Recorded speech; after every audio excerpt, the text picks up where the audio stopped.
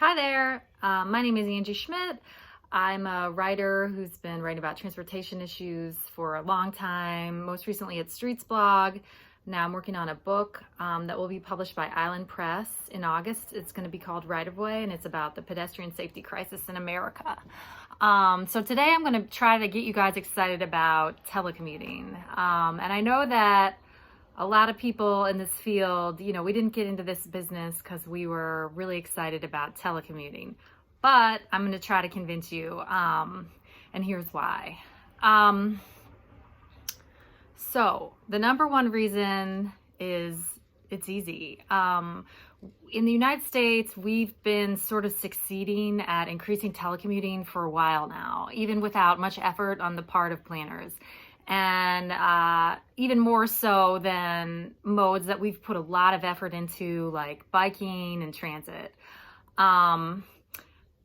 During this pandemic, it's been much more apparent. We now have, by certain estimates, about 50% of the US workforce telecommuting to work. And what we've seen, and one of the good reasons to promote telecommuting, is a pretty significant decline in emissions. Telecommuting, one reason I think telecommuting should be more actively promoted and could be really beneficial is obviously for the environmental benefits. Since this recession, or since this pandemic recession started about in mid-March, driving miles have really fallen off a cliff. Some people estimate that gasoline sales are down about 50%, to give you a sense. So not all of that is telecommuting, of course.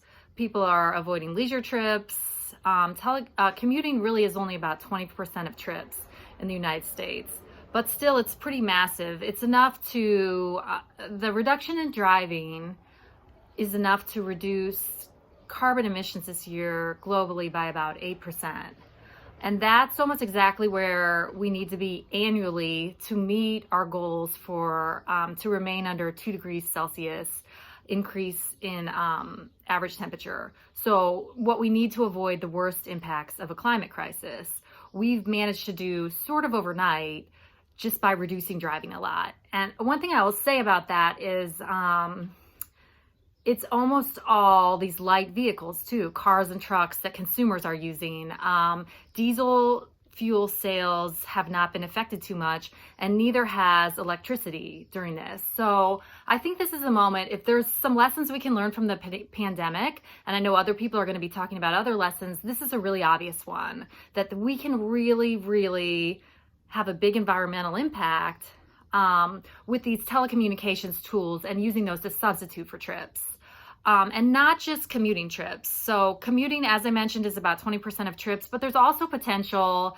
I know people aren't real fond of socializing using Zoom. I just hear a lot of complaining about it. But I think there's also potential beyond just commuting trips to avoid a lot of running around that's a little bit unnecessary, or maybe not as necessary as we think. For example, using Zoom for meetings, to meet people virtually instead of everyone hopping on transit or hopping in a car. I think there's a lot of potential for that, and to reduce trips that way also.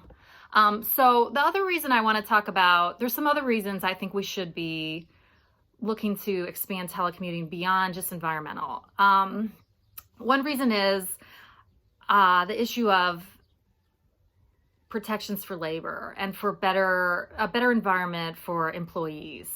Telecommuting offers a couple benefits for employees potentially. It's more accessible to people with certain disabilities. So we could have a more inclusive workforce if this was an option for more people. For certain groups, especially demographics that are really pressed for time, like working mothers, it can offer a little bit of flexibility in their schedule. If you can avoid an hour of commuting every day, that could be really game changing for certain groups like young parents. Now, already at this stage in the pandemic, we're hearing talk about, whether commercial real estate is gonna come back, and maybe employers will continue telecommute, allowing their employees to telecommute indefinitely. And some tech employers specifically, like Twitter and Google, have, Twitter already said they may not require employees to come back at all. So I did some informal surveying just of my Twitter followers, and people are really sort of split on whether they have enjoyed teleworking in the last few months. Now, obviously, people are under this added stress of it being a pandemic and the stress about that. And a lot of people have their children home. They don't have childcare. So that's adding to the stress. But in my survey, people were sort of split about whether they liked telecommuting more or whether they liked reporting to an office more. And I don't think it's sort of a one-size-fits-all solution, but I do think that this pandemic shows there's a lot of potential to increase it and potential to increase telecommuting quickly, and that it can have big environmental benefits. It can be implemented over the short term and make us more resilient. And potentially it can have spillover social benefits for workers. So I think this is something that more employers should consider offering. And there's alternatives to just everyone telecommutes all the time. That's sort of the extreme end. And what we've seen in the past is that's been reserved for the highest income workers. So certain tech jobs are very friendly to telecommuting. Meanwhile, people on the lower ends of the spectrum haven't had that opportunity as much.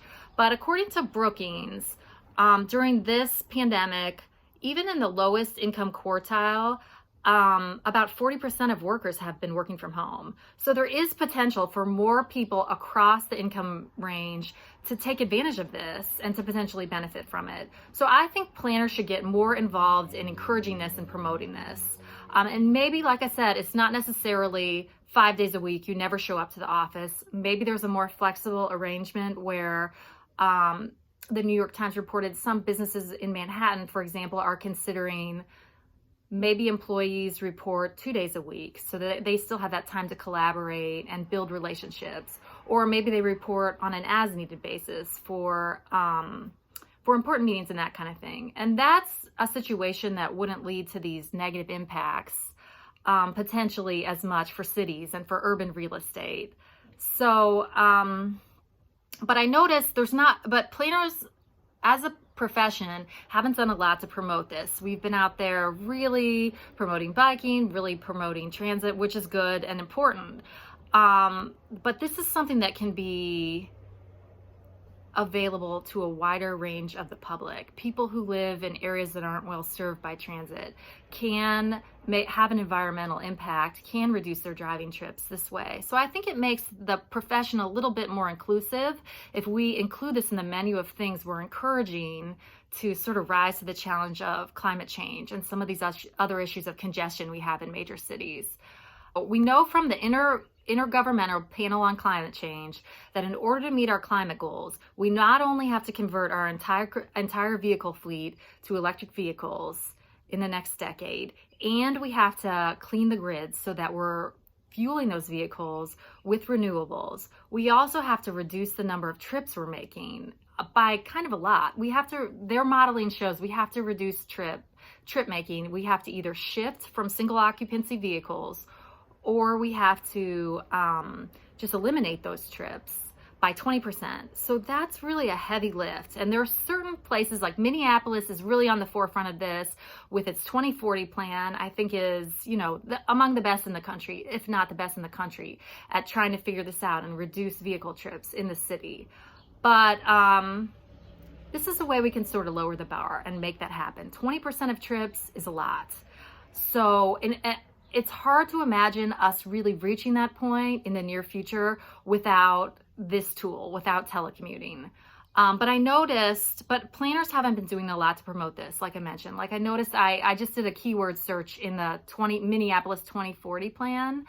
That's about 1,200 pages, and there was no mention of telecommuting. So I think us as planners, we all, our hearts are really in biking, transit, walking, accessibility. Those things are important. But I think that we should sort of broaden our perspective in light of what we've learned during this pandemic. and try to keep some of this momentum going in the future and try to provide this as an option for people. So thank you for having me here from Cleveland, and I hope you guys have a great conference.